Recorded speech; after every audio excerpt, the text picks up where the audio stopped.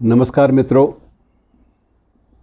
बहुत कुछ पिछले एक हफ्ते में ऐसा बीता है जिसका ज़िक्र हमें सरसरी तौर पे कर लेना चाहिए, क्योंकि अगर ज़िक्र भी नहीं करेंगे तो इसका मतलब यह है कि हम लोग एक बहुत बड़ी कोताही कर रहे हैं कि हम अपने हेरिटेज और अपने हेरिटेज तुल्य जो शख्सियतें हैं उनको भी एक बार हमने हाशिए पे रख दिया फ़िलहाल। तो ये बात बड़ी चुभती है। बहरहाल कोशिश करूंगा मैं कि चीज़ों को मैं समेटूं इस बारे में। सबसे पहली बात यह है कि देश भर में चर्चा है कि कादम्बिनी और नंदन जैसी पत्रिकाएं बंद हो गई।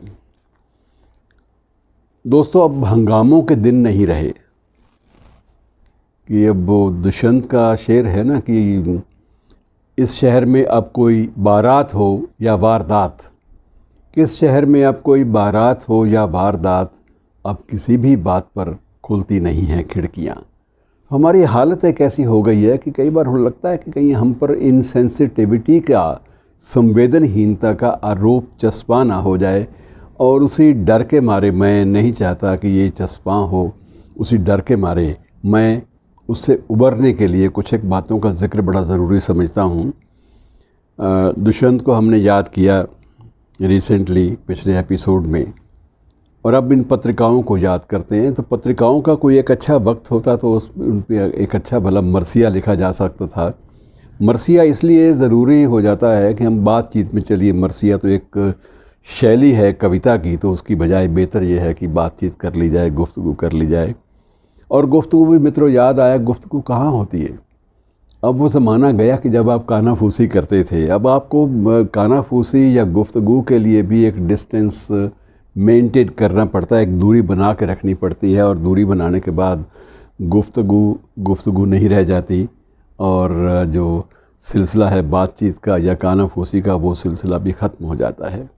मुझे एक बड़ी पुरानी एक नज़्म किसी की याद आ रही है कि एक औरत ने दूसरी औरत से कहा, एक और औरत ने एक और औरत से कहा, एक और औरत ने एक और औरत से कहा, और शहर में हैज़ा फैल गया।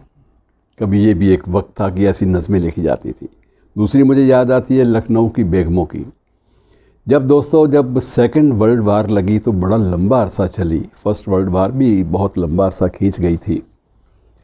तो जब वो लड़ाई की खबरें आती तो लखनऊ के जब बेगमों के हरम तक खबरें पहुंचती तो वो आपस में बातें करती कि हाय अल्लाह, इन मुँहों की ज़बान नहीं थकती लड़ते लड़ते। तो उनके लिए जो लड़ाई है वो सिर्फ ज़बान से हो सकती है, बाकी लड़ाई का कोई उनके सामने कोई चेहरा मोहरा होता भी नहीं था। तो उनका यही था कि हाय अल्लाह, उन मुँहों की ज़बान नहीं थकती लड़ते लड़ते।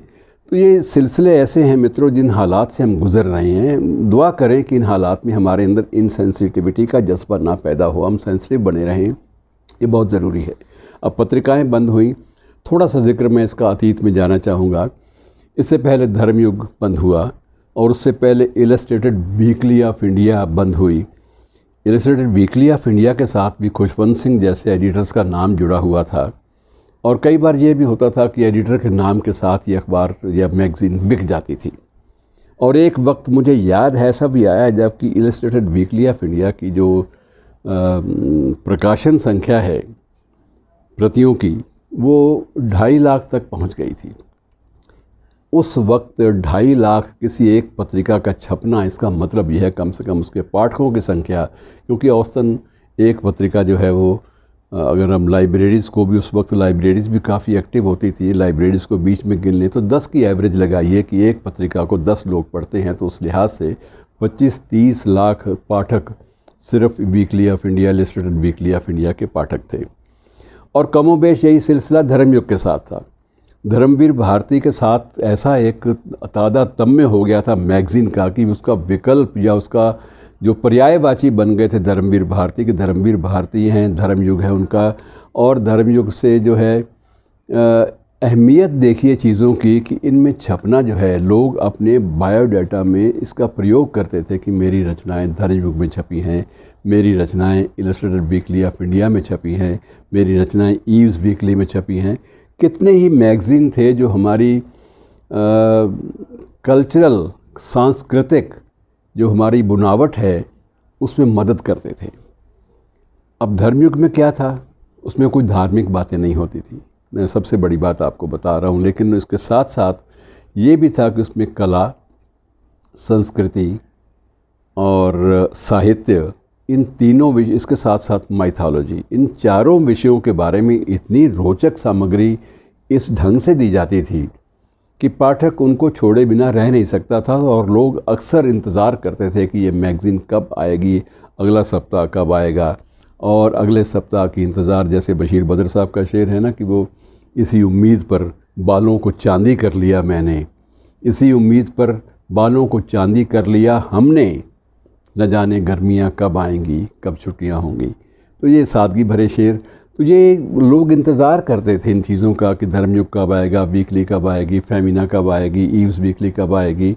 और इंतज़ार करते करते लोग बुक स्टॉल्स पे भी जाते थे और कई जगह देखते थे, मथापच्ची भी करते थे।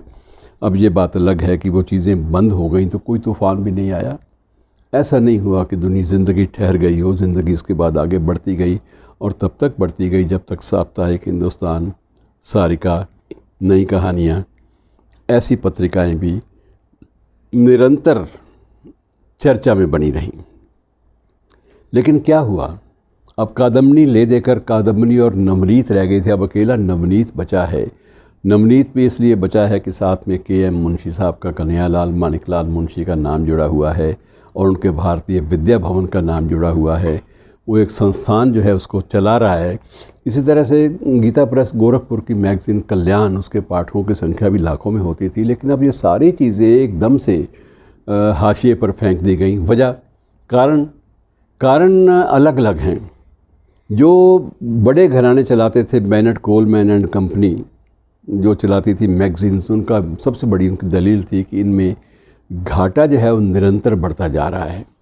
अब ये अंदाज़ा लगाइए कि जिस पत्रिका की बिक्री जो है वो 2.5 लाख 3 लाख तक पहुंच जाए और जिसमें विज्ञापन देने वालों की भी एक पंक्ति बनी हो, क्यों बना हुआ हो कि विज्ञापन हम इसमें छपना देना चाहते हैं और विज्ञापन का मतलब है कि हमारा प्रोडक्ट जो है वो लोकप्रिय हो जाएगा। इसके बावजूद वो पत्रिकाएं नहीं चल पाईं और धीरे धीरे ये सारी की सारी बंद हो गई। और कई बार ये भी लगता है कि कहीं कोई साजिश तो नहीं है कि हमारा देश साहित्य, कला, संस्कृति और जो एस्थेटिक्स हैं, इनसे सौंदर्य बोध है, इनसे धीरे धीरे दूर हटता जाए। और कई बार ये लगता है कि नहीं, ये जब बाज़ार हावी हो जाए, जब बाज़ारवाद हावी हो जाए, तब वो चीज़ें सिर्फ प्रासंगिक या चर्चा में या सर्कुलेशन में रहती हैं जिन चीज़ों का ताल्लुक़ बाज़ार से हो। बाज़ार का मतलब होता है मुनाफा। बाज़ार कोई धार्मिक संस्था नहीं है। ये बात मानने की है कि बाज़ार कोई ऐसी धर्मशाला भी नहीं है कि जिसमें आदमी रात बिताए और उसके बाद चला जाए, मुफ्त में रात बिताए और चला जाए। ये भी मुमकिन नहीं होता।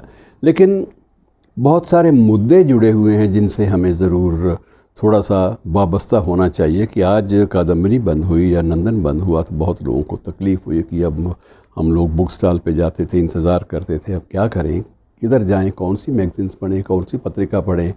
अब पढ़ने के लिए साहित्य, कला, संस्कृति, इन विषयों पर आपको कोई पत्रिका आपको बाज़ार में नज़र नहीं आएगी। लेकिन सबसे बड़ी बात यह है कि जो छपास रोग, इसके भी हम लोग शिकार रहे हैं। वो वक्त मित्रों ऐसा था जब हम दूसरों की रचनाएं पढ़कर उस पर अपनी प्रतिक्रिया भी भेजते थे। अब प्रतिक्रिया जो है बिल्कुल गायब हो गई है बाज़ार से। हम लोग स्वयं कितने इस बाज़ारवाद का शिकार हुए। आप अंदाज़ा लगाइए कि आज हर शायर अपनी नज़में, अपनी गज़लें पढ़ना चाहता है और पढ़वाना चाहता है। वो किसी दूसरे की नज़में या गज़लें जो हैं वो कोट नहीं करता, उनका ज़िक्र कम करता है। अब ये चीज़ें भी एक बहुत बड़ा एक कारण हैं धीरे धीरे इन अच्छे प्रकाशनों का गायब हो जाना। ये भी एक उस मुख्य कारण ये भी है कि हम लोग आत्म केंद्रित हो गए हैं, सेल्फ सेंटर्ड ज़्यादा हो गए हैं और अपने परिवेश की पहचान और परिवेश के बारे में चंद लफ्ज़ अच्छे कहने, ये हमारी ज़बान जो है इस बात को तरस जाती है। तो मित्रों, जहाँ इन पत्र पत्रिकाओं के बंद होने की खबरें आती हैं, वहाँ ये भी आना चाहिए कि इनका विकल्प बाज़ारवाद के ख़िलाफ़ खड़ी हुई जो ताकतें हैं, उनको भी अपने तौर पर उसका विकल्प तैयार करना चाहिए।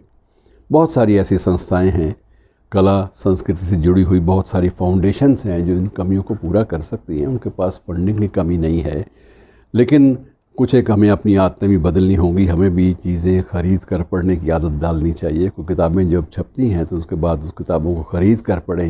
हमारी कोशिश होती है कहीं से चुरा के पढ़ें या किसी से मांग लें और वापस ना करें। तो ये जो तरबियत का सिलसिला है, जो हमारे जो संस्कारों की परवरिश है, इसको भी बदलना होगा। बदलेंगे तो बहुत कुछ फिर भी चल जाएगा। ऐसा नहीं है कि ज़िंदगी बिल्कुल ठहर जाती है, ज़िंदगी में बहुत संभावनाएं हैं। शुक्रिया दोस्तों, आज इतना ही।